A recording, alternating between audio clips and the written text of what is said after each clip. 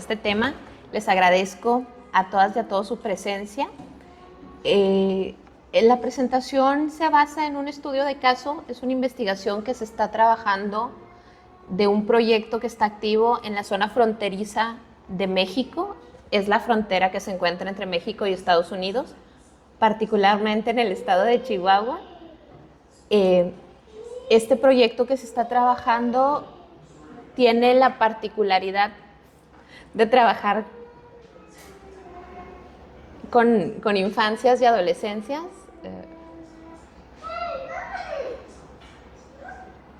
It's okay, no problem, it's fine. I can do this, it's fine.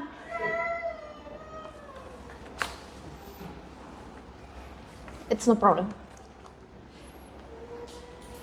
Pero retomando, estábamos platicando sobre este proyecto. El proyecto se basa en una metodología que es la metodología Filosofía para la Niñez. Esta es una metodología que fue desarrollada hace 60 años en la Universidad de Montclair, en los Estados Unidos, por los filósofos Matthew Lipman y Margaret Charp. Es una propuesta que se enfoca en proponer el desarrollo del pensamiento multidimensional en niñas, niños y adolescentes. La propuesta propone trabajar desde preescolar hasta las juventudes, y el proyecto que nosotras implementamos desde la Asociación Civil Felipa trabaja con infancias de quinto y sexto de primaria, que es primaria alta, secundaria y preparatoria. En el estado de Chihuahua, que es una de las fronteras importantes de México con Estados Unidos, existen muchos retos, pero uno de los principales retos es el tema de la migración. Tenemos infancias en tránsito, tenemos infancias que migran acompañadas, pero también infancias que se ven en la brutal situación de separarse de sus familias para transitar por diversas políticas migratorias de Estados Unidos, ¿no? Y eso genera algunos retos. Otro de los problemas importantes que tenemos es el tema de personas desplazadas por cuestiones que tienen que ver con crimen organizado. Y en este escenario también tenemos infancias y sobre todo juventudes y adolescencias que se han visto muy afectadas y muy marcadas precisamente por contextos de alta exposición a incidencia delictiva. En este escenario es en el que nosotras desde Felipa adoptamos esta metodología buscando contribuir en fortalecer las habilidades para el desarrollo integral de estas infancias y buscar facilitar las herramientas que les permitan gestionar una mejor toma de decisiones rumbo a su autonomía progresiva. En México, los términos garantes de derechos humanos, como lo son autonomía progresiva, libre determinación de la personalidad, son temas que han hecho o que causan todavía un poco de inestabilidad, o que se está trabajando en cómo implementar en las escuelas, porque son términos que, aunque son estructurales de la dignidad humana, tienen poco como un ejercicio tutelado, garante de las infancias en las escuelas en la zona norte de México. Y en este sentido, esta aproximación busca generar herramientas. Para Felipa, el desarrollo integral es algo fundamental y es algo que entendemos como la posibilidad que tiene cada niña y niño de construir y fortalecer su toma de decisiones propia para construir e incidir en la realidad que quiere tener. En este sentido, el programa de Filosofía para la Niñez es una herramienta fundamental. Este programa trabaja con 4 dimensiones del pensamiento: el pensamiento crítico, el pensamiento creativo, cuidadoso y colaborativo, pero también trabaja una serie de elementos o de habilidades del pensamiento que aporta la filosofía, que nos permiten facultar una mejor toma de decisiones de las infancias. Cuando hablamos de autonomía progresiva, precisamente quiere decir un proceso gradual que va de menos a más, en la que las niñas y los niños pueden explorar sus límites y pueden ejercitar su toma de decisiones para eventualmente hacerlo mejor, y para que eventualmente estas decisiones conduzcan a lo que ellas y ellos esperan de su vida. Generalmente, cuando llegamos a la adultez, requerimos de la experiencia, y la experiencia es aquello que nos conduce a tomar mejores decisiones. Sin embargo, lo que buscamos desde FPN es tener una experiencia consciente de sí mismo, consciente del entorno, que permita aprovechar de mejor manera y genere habilidades para el desarrollo ético. Sobre todo en un contexto tan plural y de retos significativos, como comentaba anteriormente, resulta estructural tener suficientes o mientras más habilidades tengamos para tener un mejor ejercicio ético, será más factible construir escenarios de paz. Y estos, por supuesto, empiezan desde las infancias. Cuando hablamos de habilidades del pensamiento, les voy a platicar en lo sucesivo sobre cuestiones importantes que tenemos en FPN, como es la autocorrección, la escucha activa, la búsqueda de alternativas, la búsqueda de criterios para poder tomar decisiones más centradas. Algo que hemos observado en todas las comunidades de diálogo, la metodología trabaja facilitando espacios para que las niñas y los niños se sienten en círculo, presenten sus inquietudes, puedan hacer al principio análisis más casuales, pero la intención es tender hacia ejercicios más críticos y de mayor profundidad de los hechos sociales que observan. En el estado de Chihuahua tenemos pocos espacios de libertad de expresión para infancias y adolescencias. Y esto también implica, sobre todo en adolescencias, que la libertad de expresión se apropie desde medios más disruptivos al carecer de espacios estructurados para poder ejercer tu libertad de expresión. Al facilitar estos espacios tenemos análisis sumamente significativos. Hemos tenido análisis de temas de roles de género, de temas de prejuicios, de temas de cómo perciben ellas y ellos la violencia desde preescolar. Incluso en alguna ocasión en comunidades de quinto y sexto de primaria se discutía la validez de la pena de muerte, ¿no? Y de cómo esta puede truncar o no el ejercicio de la dignidad humana, pero también la seguridad de un grupo, de una colonia. Y estos temas son temas estructurales porque lo son para todas las personas, pero en muchas ocasiones no se piensa si las infancias están analizando sobre esto, si es un tema que preocupa a niñas y niños, si tienen una impresión que por supuesto viene de lo que observan en casa.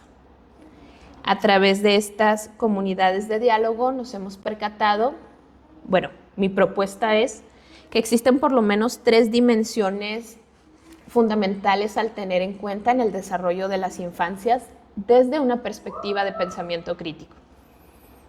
Un primer elemento tiene que ver con los aspectos internos de cada persona, de cada niña y de cada niño. Tiene que ver con su cultura, con su formación, con los conceptos que se consideran valiosos en su familia, con su historia, con su trayectoria. Incluso tiene mucho que ver con si se es niña o si se es niño, si se es perteneciente a un pueblo originario, si tu familia ha estado en migración o está en su país de origen. Hay muchos escenarios. Todas estas circunstancias van marcando aspectos internos en ellas y en ellos. Por ejemplo, hemos observado que para los niños es más fácil debatir. Los niños están más acostumbrados a debatir, a presentar sus ideas, incluso a veces a pelear sus ideas, ¿no? Y tienen un compromiso con no equivocarse.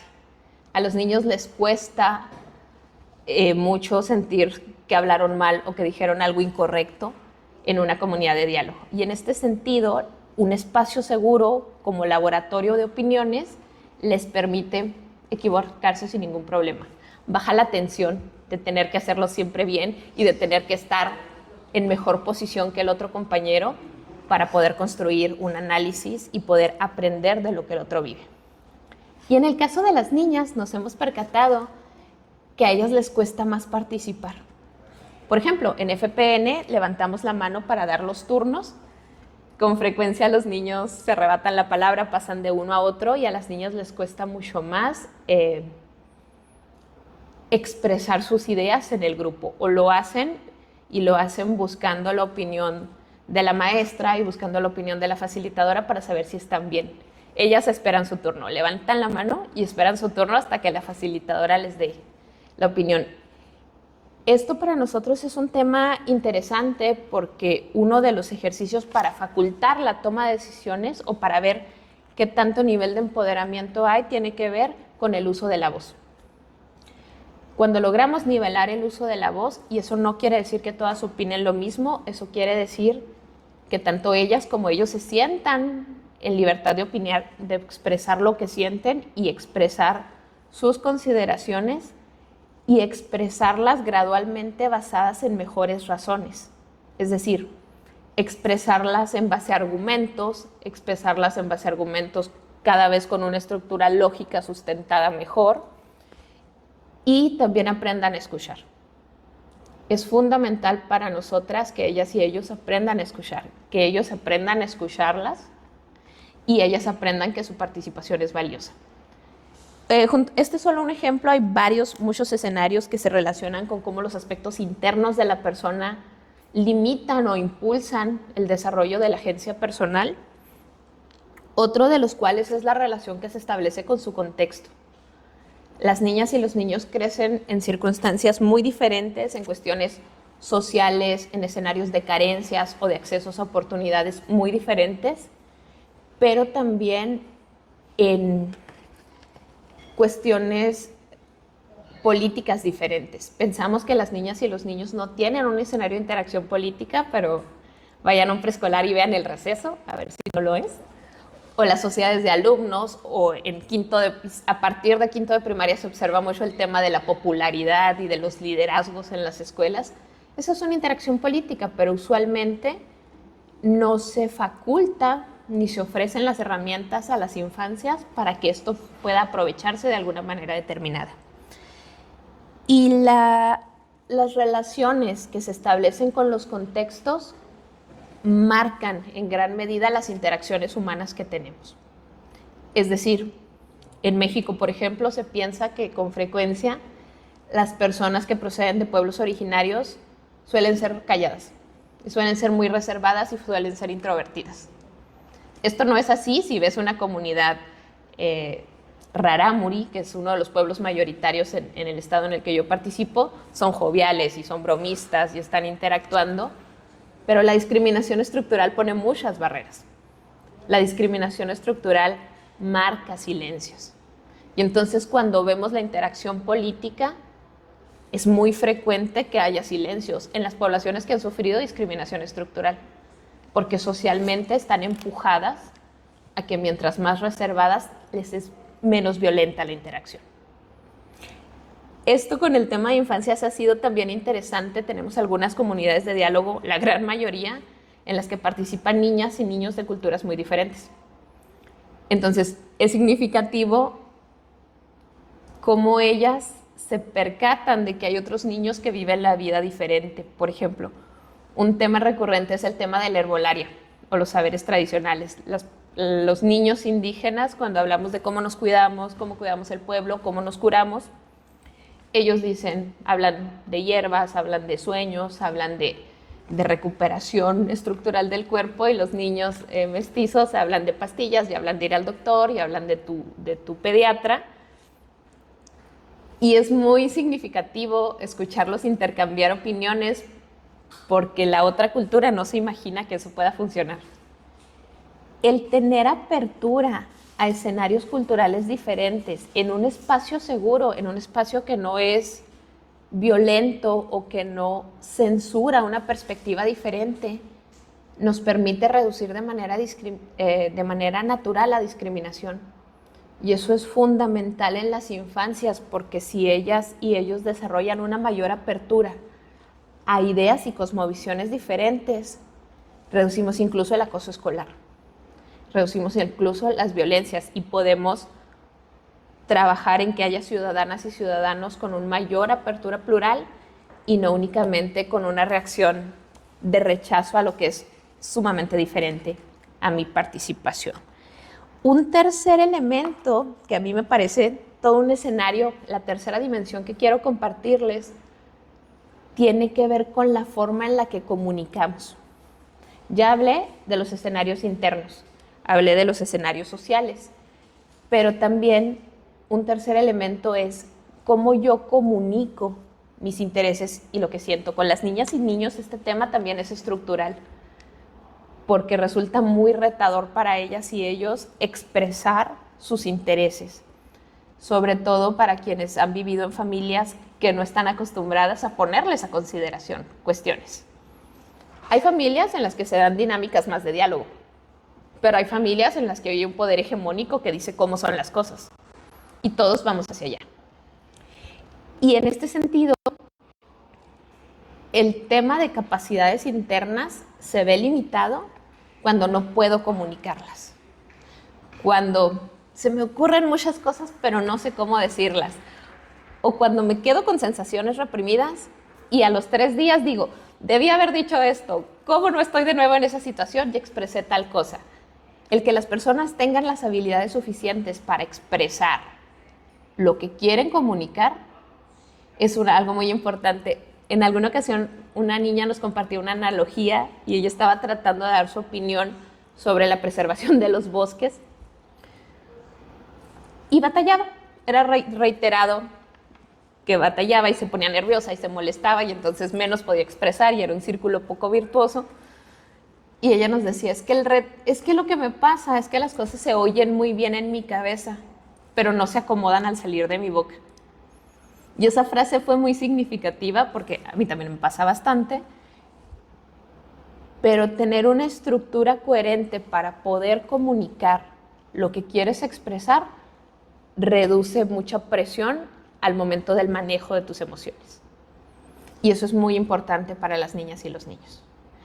Es muy importante para las personas, pero el desarrollo de habilidades no es algo que se aprenda fundamentalmente de manera teórica. Necesitamos ejercerlas. Las habilidades de ciudadanía tienen que ver con un ejercicio continuo. Si ellas y ellos están acostumbrados a que les manden, a que les ordenen, y tengo hermanos mayores y hermanos menores y a mis hermanos yo les ordeno y los mayores me dicen a mí y mis primas y mis primos y hay procesos estructurales de censura, entonces es muy complejo desarrollar habilidades para comunicar y sobre todo para escuchar de manera asertiva cosas que me incomodan.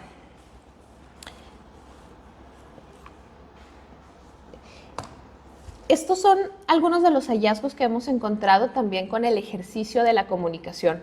Hemos descubierto que este ejercicio de la comunicación también genera un escenario incluyente. En preescolar, varias de las comunidades en las que trabajamos hay personas que se encuentran dentro del espectro autista o personas que tienen alguna discapacidad física que les impide comunicarse. Y hemos observado cómo las niñas y los niños gradualmente son más pacientes y son más asertivos en integrar a estas niñas y niños que se les dificulta más la comunicación en las comunidades de diálogo, pero también en otras materias. Una vez que nos retiramos, los avances en el desarrollo de habilidades que se ha generado se mantienen en las comunidades y pues esta es una retroalimentación que nos han compartido algunas de las docentes a cargo de estos grupos. Pues un poco en eso se enfoca la forma en la que desde Felipa aplicamos los desarrollos, buscamos contribuir en el desarrollo de la autonomía progresiva desde un análisis y con la metodología de filosofía para la niñez. No sé si alguien tenga alguna pregunta o comentario al respecto.